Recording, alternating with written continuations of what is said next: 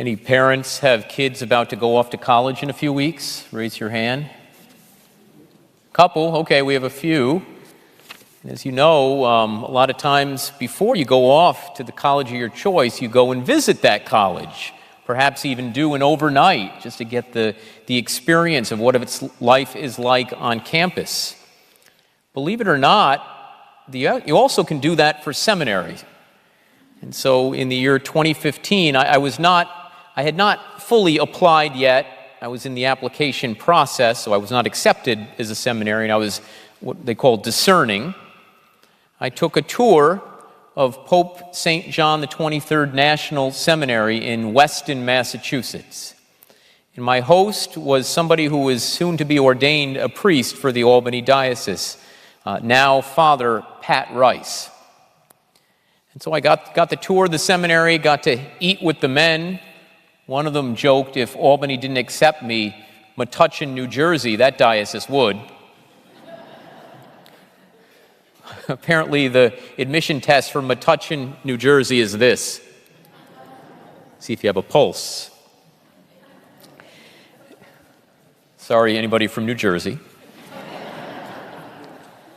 But it was a great experience. You know, I enjoyed my time there and got to spend time in prayer with those men, many of whom at that point, I think it was May when I went, were studying for their final exams at seminary.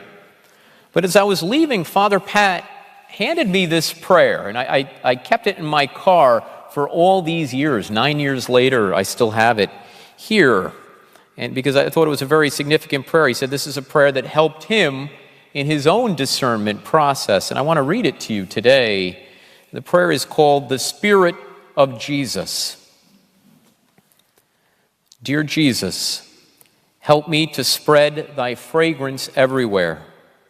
Flood my soul with thy spirit and life. Penetrate and possess my whole being so utterly that all my life may be only a radiance of thine. Shine through me and be so in me that every soul I come in contact with may feel thy presence in my soul.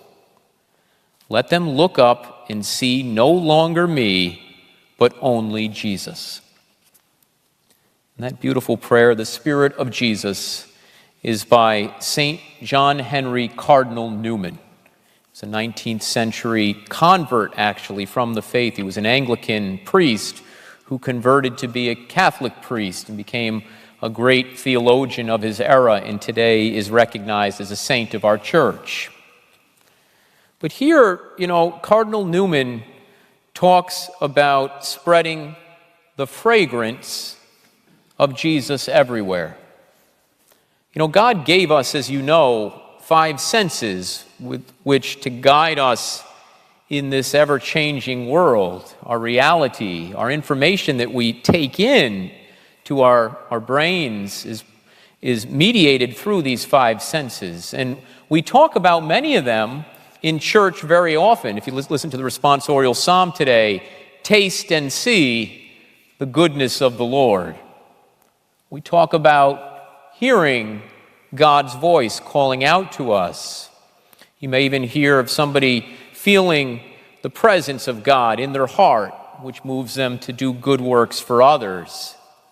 But how often do we hear about smelling like Jesus? You might, if I didn't read that poem, you might say, what's this guy talking about? But here in St. Paul's letter to the Ephesians, St. Paul says as follows. He says, be imitators of God and live in love as Christ loved us and handed himself over for us as a sacrificial offering, meaning that cross, to God for a fragrant aroma. We are called to unite ourselves to the cross of Christ, to unite our lives to that cross, to hand over our sufferings to that cross, so that we can then go in the world and spread the fragrance of Christ. You ever have a beautiful perfume that just lingers, or flowers? You know, sometimes we have great flowers, these beautiful bouquets and arrangements left from funeral masses, and that smell, the roses or the lilacs or the lilies, they just linger in a beautiful way. I remember my maternal grandmother used to wear Estee Lauder Youth Dew. It sounds like it's the smell of every bingo hall probably in America in the 1970s and 80s, right? But when that smell lingered, you'd think of Grandma and all the good things that she did for you, all the wonderful meals she made and the hugs and kisses she gave, right? I think in the same way,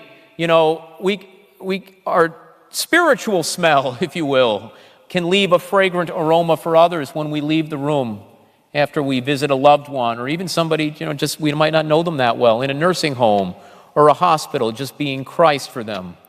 To do a good deed for somebody else, children in school, befriending the kid who gets picked on.